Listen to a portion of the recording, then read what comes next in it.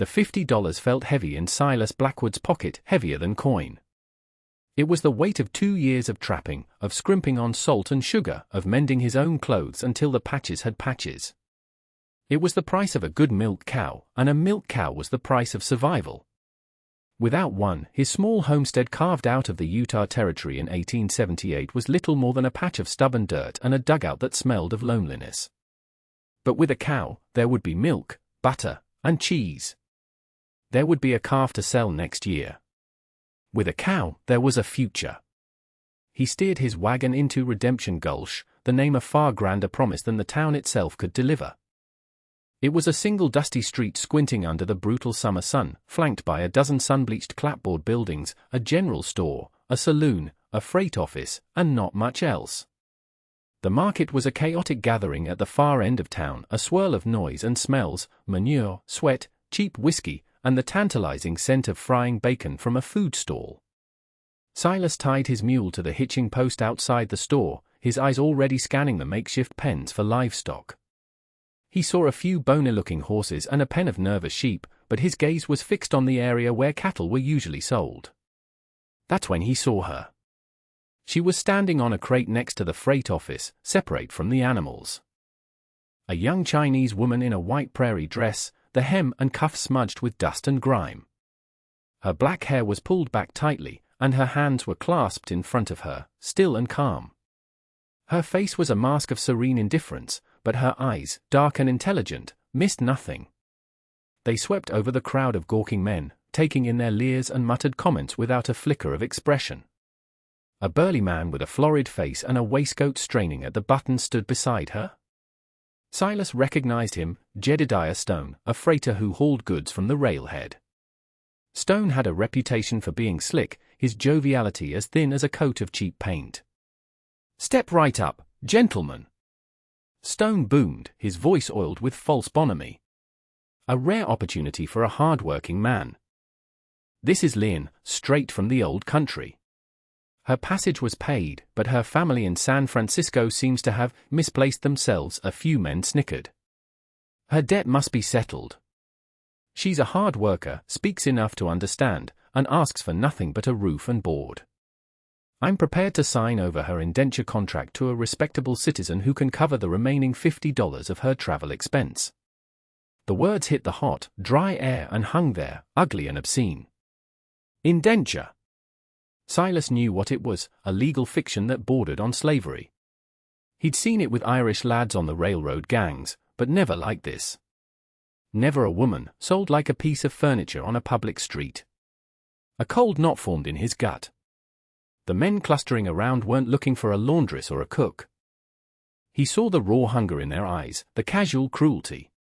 One man, a grimy-looking miner, called out, "I'll give you 20 for her, Stone. And a bottle of your best whiskey."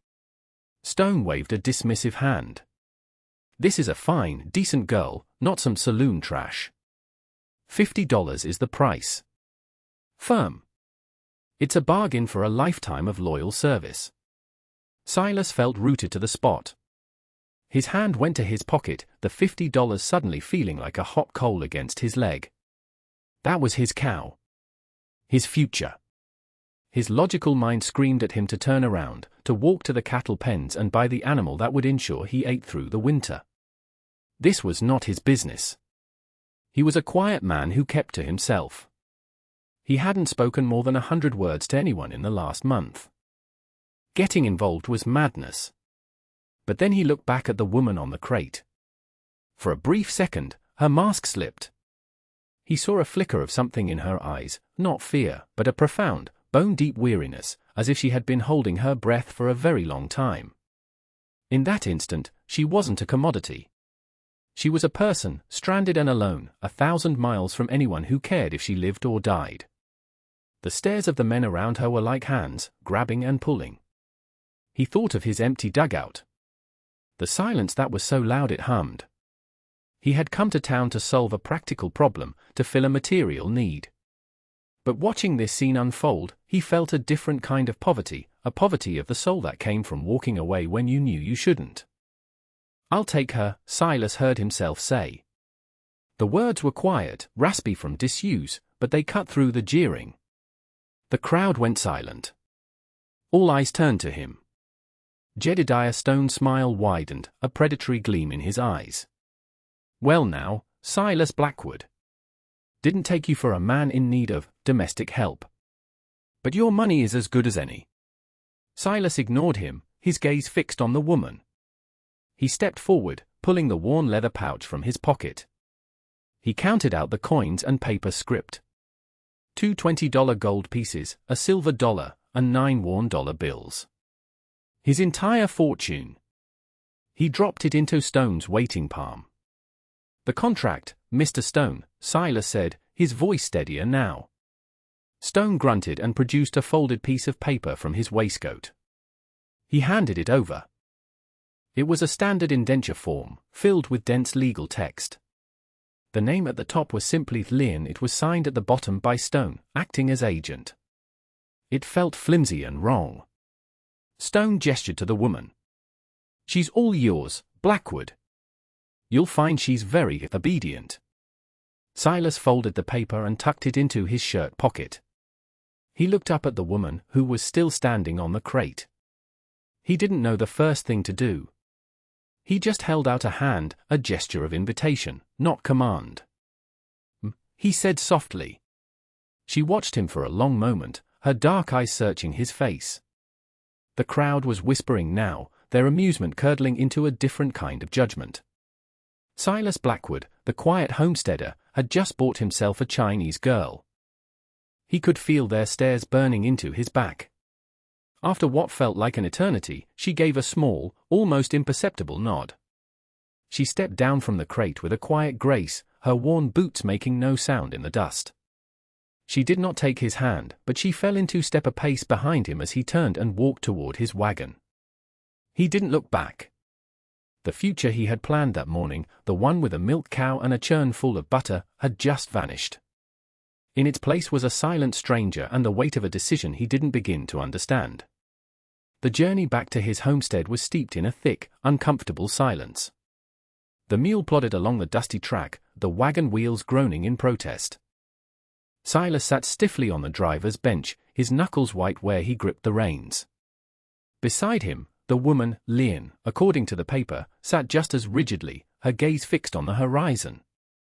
She had a small, cloth-wrapped bundle that she held tightly in her lap, her only possession in the world, it seemed. Silas's mind was a maelstrom. What had he done? He had spent his cow money on a person. A person who didn't speak, who looked at him with the guarded watchfulness of a trapped animal. The town's judgment was the least of his worries. The real problem was sitting right next to him. He had no idea what to do with her. He had acted on an impulse, a sudden, fierce rebellion against the casual cruelty of men like Stone. But impulse didn't build a life. He cleared his throat. "Water?" he asked, gesturing to the canteen sloshing at his feet. She glanced at him, then at the canteen, and gave another one of her slight, formal nods. He uncorked it and passed it to her. She took it, her fingers brushing his for a fleeting moment. Her hands were small but looked strong, the nails clean but the skin roughened by work. She drank sparingly before capping it and handing it back, her eyes conveying a silent thank you. When they finally arrived at his claim, the sun was beginning to dip below the western hills, painting the sky in shades of orange and purple. The homestead looked even smaller and more pathetic than usual. A dugout, essentially a hole in a hillside shored up with timber and a sod roof, with a single window and a door. A short distance away stood a small, rickety barn that housed his mule and 2 scrawny sheep. A patch of scorched-looking corn struggled in the garden. This was what he had brought her to. Shame washed over him. He climbed down from the wagon and turned to help her, but she was already on the ground, her bundle in hand. He gestured awkwardly toward the dugout. This is it," he said, the words feeling foolish and inadequate. "My home." She followed him inside. The interior was sparse and shadowed. A single room with a hard-packed dirt floor. A rough-hewn table with 1 chair, a stone fireplace, a narrow cot in one corner, and shelves holding a few tins of food and a handful of books. It was clean, but it was the home of a man who had forgotten how to live, only how to survive. He pointed to the cot. You can have that," he said.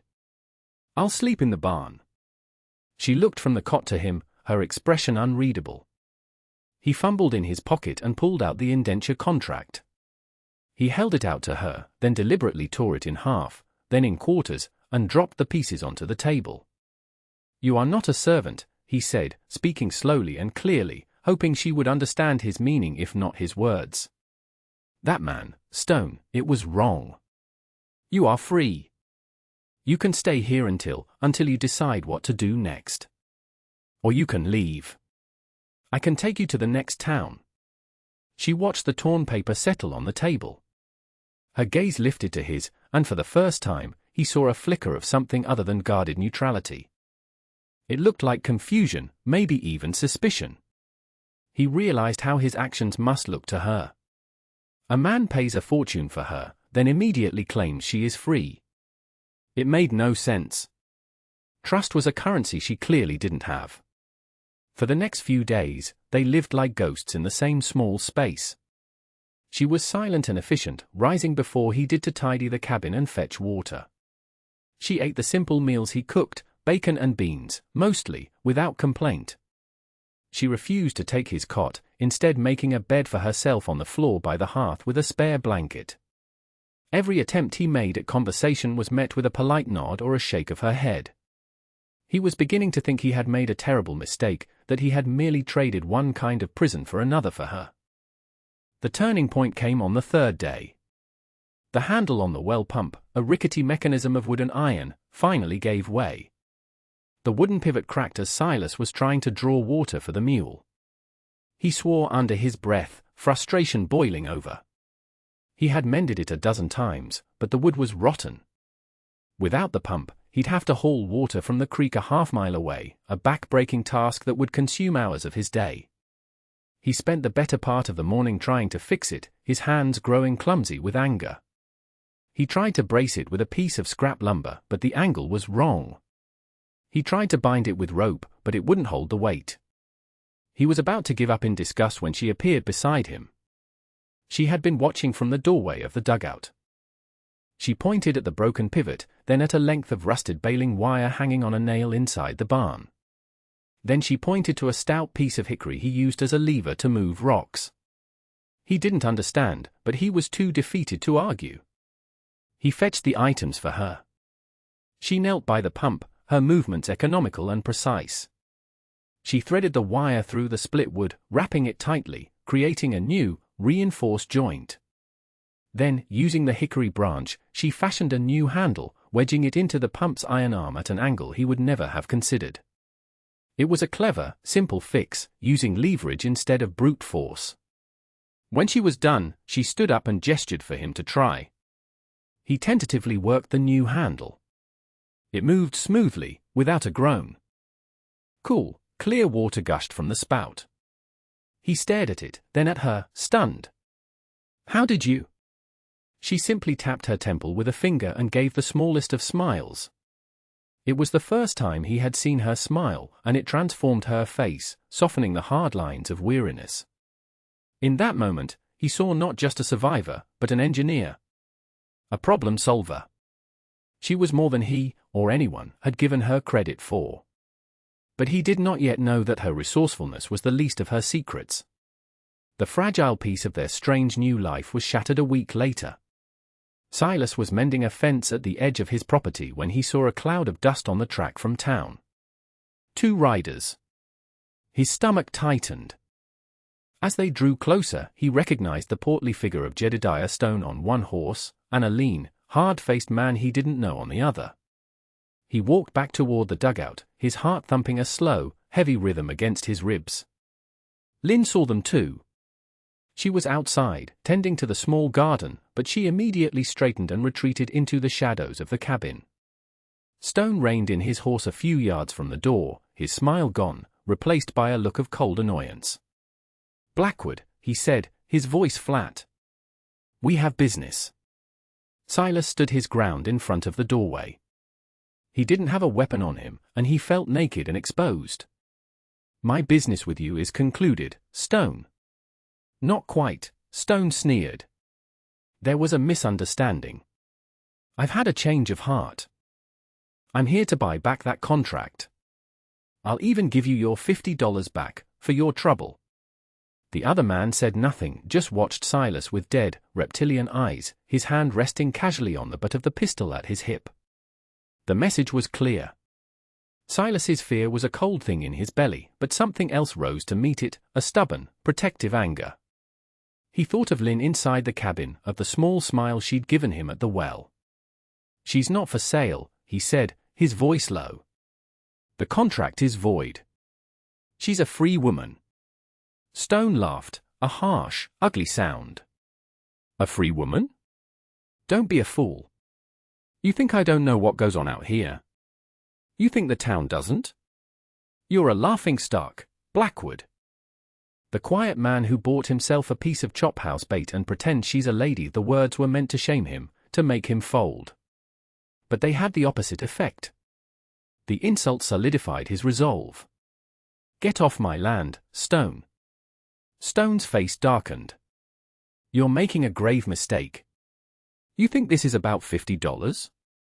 You have no idea who you've crossed. He leaned forward in his saddle, his voice dropping to a conspiratorial whisper. That girl isn't some runaway peasant. She belongs to a man of consequence in San Francisco. A man who pays me very well to manage his assets. He will not be pleased to learn that some dirt-scratching homesteader has stolen his property. The threat hung in the air, more potent than the man with the gun. This wasn't just about Stone. Silas had stumbled into something far bigger. He had thought he was fighting one man's greed, now he was standing against an entire unseen network. Silas's hand was shaking, so he balled it into a fist at his side. He didn't have a plan. He just had a single, unshakable conviction. He would not back down. I said, get off my land. Stone stared at him for a long moment, his eyes filled with a mixture of disbelief and fury. He had expected Silas to be an easy mark, a timid recluse who would crumble at the first sign of trouble.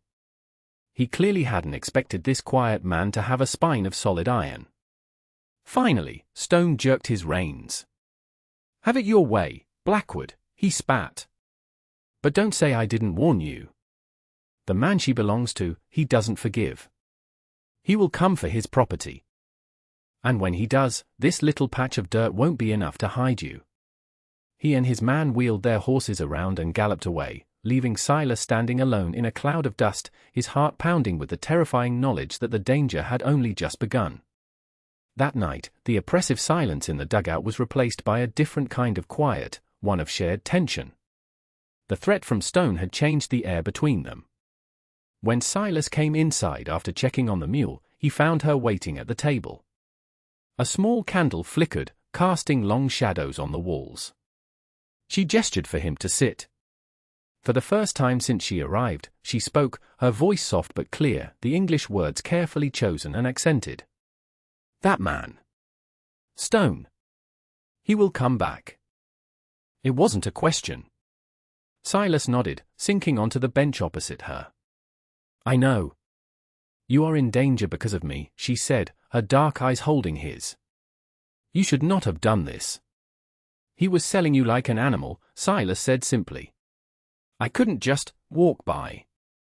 A long silence stretched between them. Then, she took a deep breath. My name is not Lynn. It is Lynn. Lynn Wei. She reached into the collar of her dress and pulled out a thin cord. On it hung a small, beautifully carved piece of jade, a pendant in the shape of a flowering plum blossom. She laid it on the table. My husband, Wei Jin, is a merchant in San Francisco. He sent for me. We were married by proxy before I left my home. She picked up a piece of charcoal from the hearth and began to draw on the smooth surface of the wooden table, her story unfolding in a mix of broken English and swift, elegant symbols. She hadn't been a poor peasant seeking passage. She was the wife of a respected man, traveling with her dowry and letters of introduction. The wagon train she was on had been carrying other Chinese families and goods bound for the coast.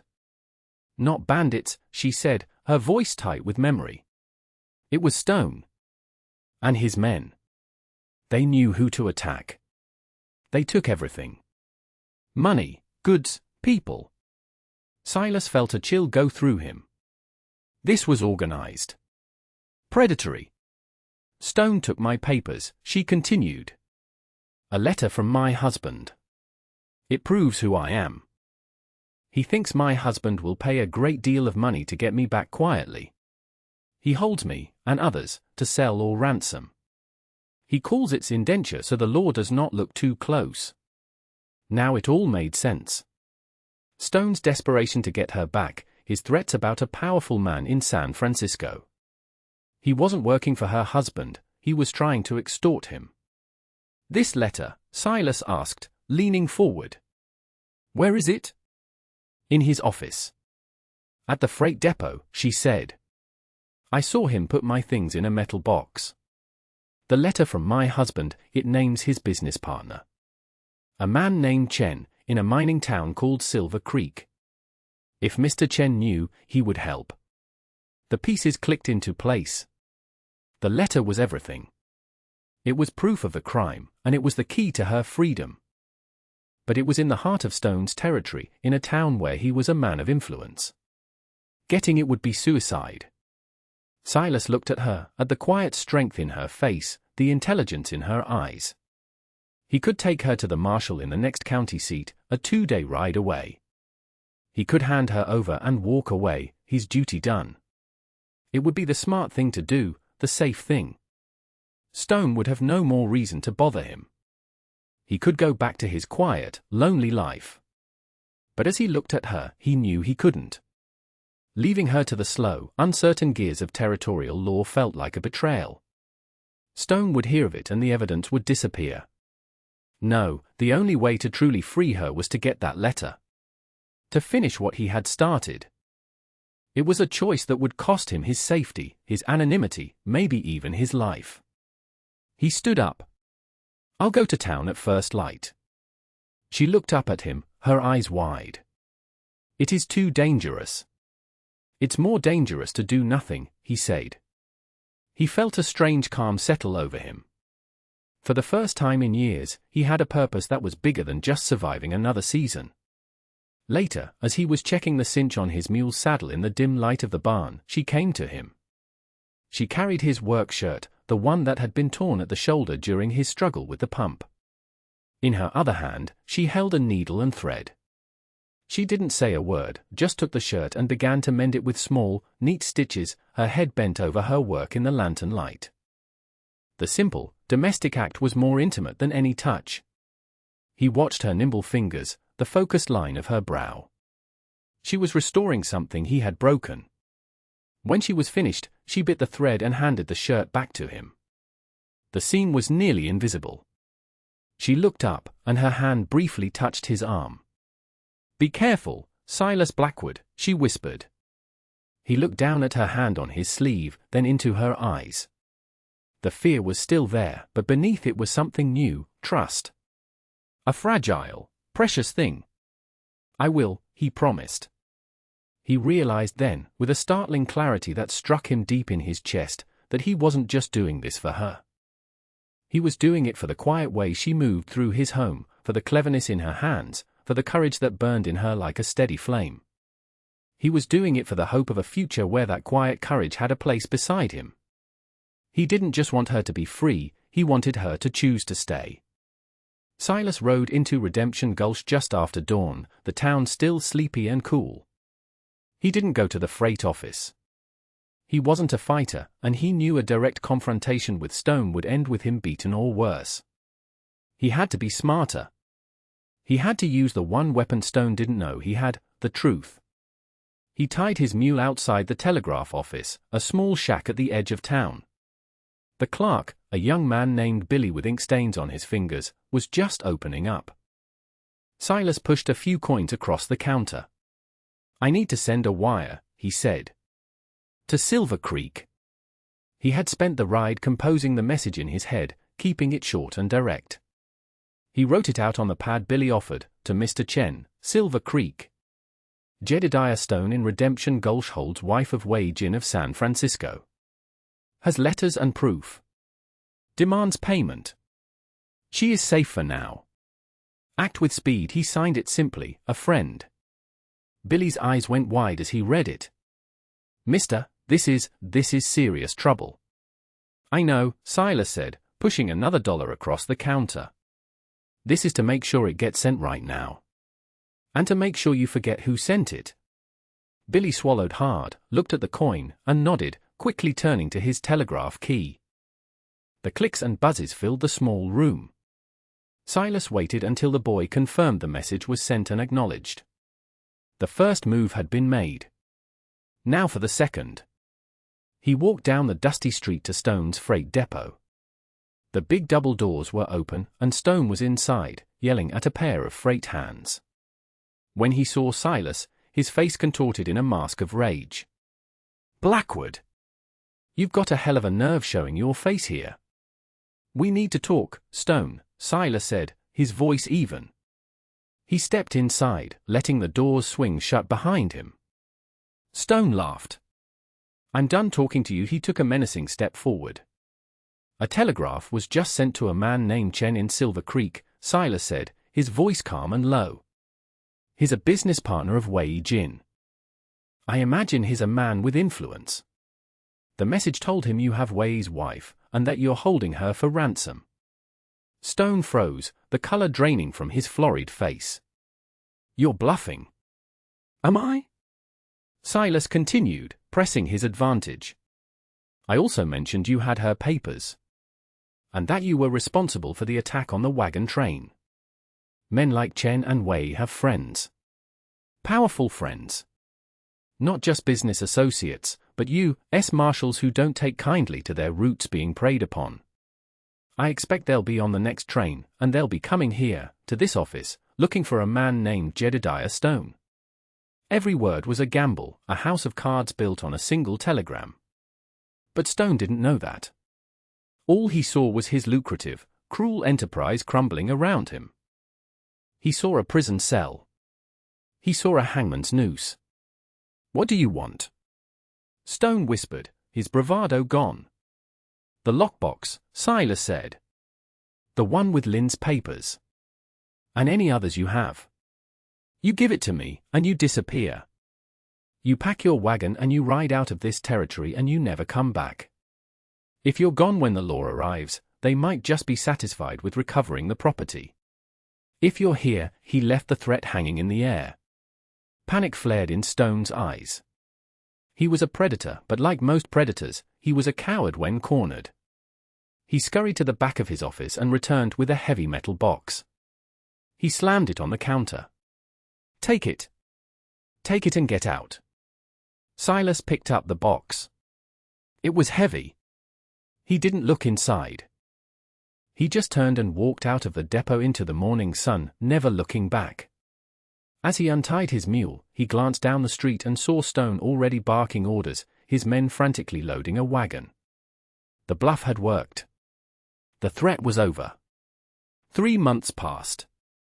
Autumn had begun to touch the high country, turning the aspens to gold. The homestead Silas returned to that day was not the same one he now called home. The garden, under Lynn's patient care, was overflowing with squash, beans, and strange, delicious greens he'd never seen before. A new, sturdy chicken coop stood beside the barn, home to a half-dozen hens that provided fresh eggs every morning. And in the pasture, a fat, brown and white Guernsey cow chewed her cud contentedly. A month after his confrontation with Stone, a letter had arrived from San Francisco. It was from Wei Jin. It was written in elegant English, filled with profound gratitude for the safe return of his wife's honor and freedom. He explained that he had sent men to intercept her at the next town, but Silas had already secured her. Enclosed was a bank draft for $500. Silas had tried to give it all to Lynn, to pay for her journey to her husband. She had looked at the draft, then at him. My husband is a good man, she had said quietly. He will understand. This is your home. You saved me. Now, this will save your home. She had insisted he use it for the ranch. She had also written a long letter to Wei Jin, a letter Silas posted for her. He never asked what it said. He bought the cow. He bought lumber and nails to expand the barn, a new stove for the dugout, and glass for a second window. And with what was left, he bought books. An almanac, a book of poetry, and a primer for learning English. The evenings were their time. They would sit at the table, the dugout warm and filled with the smell of roasting chicken and herbs. He would read to her from the primer, pointing to the words. Cow, he would say, and she would repeat it, her pronunciation improving every day. Then she would take a piece of charcoal and draw a character, telling him the word for it in her language, her voice like soft music. On this particular evening, she was showing him how to make dumplings, her hands deftly folding the dough around a savory filling. He tried to copy her, but his large, calloused fingers were clumsy, the dough tearing in his grasp. She laughed, a real, unrestrained laugh that made his heart feel light. She took his hands in hers, guiding his fingers, showing him how to pinch the edges closed. Her touch was warm, her proximity sending a pleasant jolt through him. He looked at her, truly looked at her, in the soft lamplight. The weariness was gone from her eyes, replaced by a bright, steady calm. She was no longer the haunted woman on the crate. She was Lynn. His partner. His friend. He had gone to town that summer day to buy a cow, to fill a practical void on his farm. He had returned with a stranger who had, in the quiet, steady way she did everything, filled the vast, aching emptiness in his life. He had spent $50 to save her from a life of servitude, and in doing so, she had saved him from a life of solitude. He learned that the most valuable things on the frontier couldn't be bought with coin, but with a simple act of courage. And sometimes, the life you ended up with was far richer than the one you had planned. And that brings us to the end of this one. If you stayed with me all the way through, thank you. Stories like this one only get told because folks like you sit down and listen. If you liked what you heard, go ahead and hit that like button. And if you want more stories from the old frontier, subscribe so you don't miss the next one. Until then, take care of yourself, and thanks again for being here.